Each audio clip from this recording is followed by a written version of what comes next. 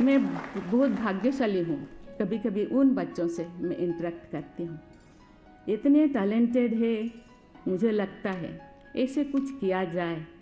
कभी कभी मैं पूछती हूँ उनको, आप क्या बनना चाहते हैं? कोई तो IAS IPS कहते हैं, कोई कहते हैं नहीं हम जुडिशियरी में जाना चाहते हैं। तो ऐसे कुछ किया जाए, वो बच्चे आसानी से यहाँ आ पाए। मुझे लगता है यंग है, टैलेंटेड है, एनर्जेटिक है, देश के लिए समर्पित है। ऐसे कुछ किया जाए।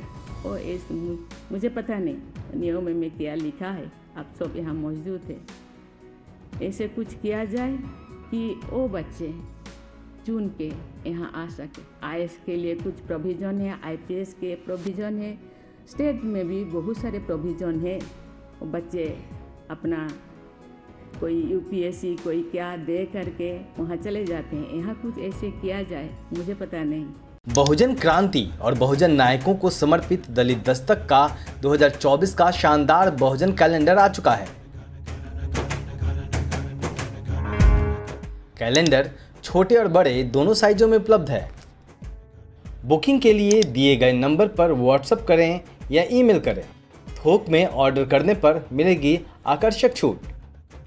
Chief justice of India doctor justice DY Chandrachud ji, जजेस of the supreme court of India Shri justice Sanjay Kishan Kaul ji and Shri justice Sanjeev Khanna ji, other distinguished judges of the Supreme Court, Union Minister of State for Law and Justice Sri Arjun Ram Meghwal ji, Attorney General of India Sri R. Venkataramani ji, President of Supreme Court Bar Association Dr. Adish C. Agarwala ji, distinguished guests, ladies and gentlemen, Namaskar, Johar. I am happy to be here among you on the Constitution Day, an occasion of great national importance. Today, we commemorate the day the Constitution was adopted by the Constituent Assembly of India in 1949 after close of 3 years of brainstorming. Earlier, this day was celebrated as Law Day. In 2015, as the nation celebrated the 125th birth anniversary of the key architect of the Constitution, Dr. Baba Sahib Ambedkar, the Government of India declared 26th November as Constitution Day. The twin aims were to help spread awareness about the Constitution as well as about Dr. Ambedkar's crucial contribution to it.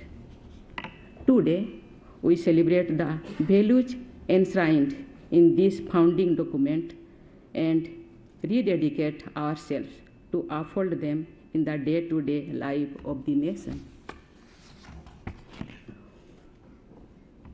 What are these values? They are justice, liberty, equality, and fraternity, which are specially highlighted in the preamble. These are the principles on which we have agreed to conduct ourselves as a nation.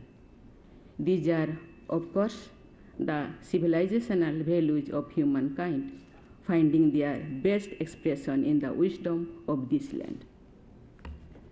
During a collective journey from darkness to light over the centuries, people in different parts of the world have rediscovered the same repeatedly.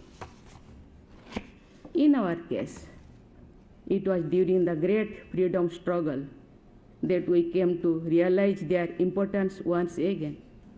The people from different corners of this vast and diverse country to reach the rich and the poor, men and women, the educated and the uneducated, city dwellers and villagers, followers of different faiths, found a common objective in the liberation of the motherland. As they struggled against the foreign rule, they came to appreciate the significance of justice, liberty, equality, and fraternity. These values help us win independence. It is no wonder these find a special mention in the preamble and continue to guide our nation-building efforts. Ladies and gentlemen, if there is one word that sums up the four foundational values, it has to be democracy. If we imagine someone from outer space visiting the earth, this creature would be amazed at Indian democracy, the largest of its kind in the world. Consider the phenomenon. Nearly a fifth of humanity has decided to put one's individual destiny in the collective hands of the billion-plus fellow citizens. This is an immense trust, so immense that we fail to notice it is in routine.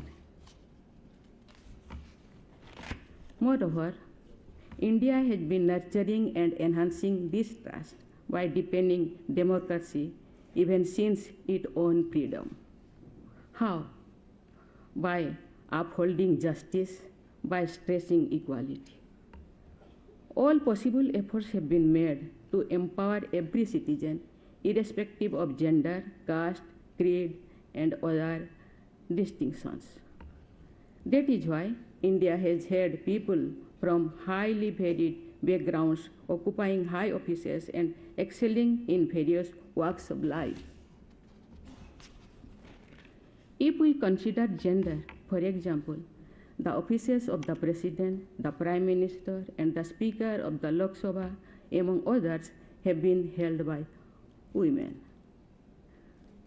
Though their numerical strength is in legislative bodies was less, the long-awaited Nari Shakti Bandhan Abhiyan will increase their proportion too. In the bureaucracy, armed forces as well as scientific and technological research institutions, women's representation has been rising. This is true not only for women but also for others socially disadvantaged groups including scheduled castes and scheduled tribes. While the place of the judiciary in the constitutional framework remains rather unique, I am confident that this institution too has been welcoming diversity with open arms. More varied representation of India's unique diversity on bench and bar definitely helps serve the cause of justice better. One way to hasten this diversification process can be the creation of a system in which judges can be recruited from varied backgrounds through a process which is merit-based, competitive and transparent. मैं बहुत भाग्यशाली हूँ। President होने के बाद मुझे बहुत सारे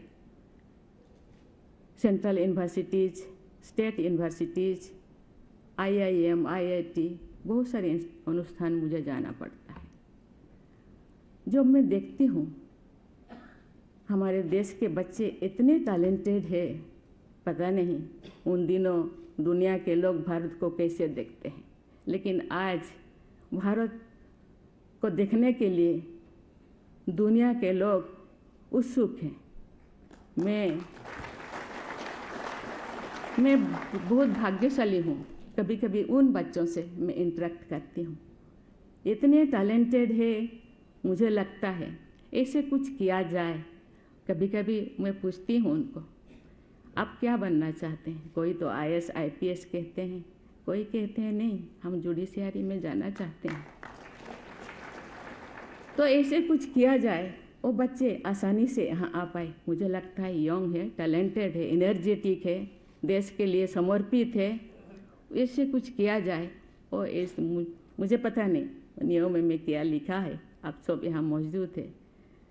ऐसे कुछ किया जाए कि वो बच्चे चुन के यहाँ आ सके। आईएएस के लिए कुछ प्रोविज़न है, आईपीएस के प्रोविज़न है, स्टेट में भी बहुत सारे प्रोविज़न है। बच्चे अपना कोई यूपीएससी कोई क्या दे करके वहाँ चले जाते हैं। यहाँ कुछ ऐसे किया जाए, मुझे पता नहीं, इन फ्यूचर आप लोगों को मैं छोड़ती हूँ। There can be an all India judicial service which can select brilliant youngsters and nurture and promote their talents from lower levels to higher levels. Those who aspire to serve the bench can be selected from across the country to create a larger pool of talent. Such a system can offer opportunities to the less representative social groups too. I leave it to your wisdom to devise any effective mechanism that you deem fit to achieve this objective of strengthening the justice delivery system.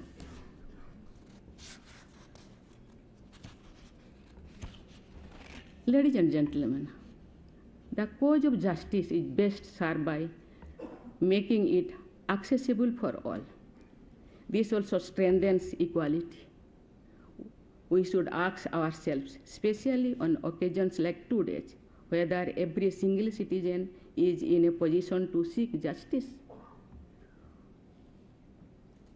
On introspection, we realize that there are many barriers in the way. Cost is, of course, the most significant factor. It is a matter close to my heart. That is why I appreciate all the initiatives taken by the Supreme Court in particular and the judiciary in general to expand the scope of pre-legal aid. Lawyers and civil society to have contributed to it. Then there are other barriers too, for example, language, which is beyond the comprehension of a majority of citizens. I feel reassured by the recent steps taken by the Supreme Court to make the verdicts available in various Indian languages. The live webcast of court proceedings too will go a long way in making citizens true stakeholders of the judicial system.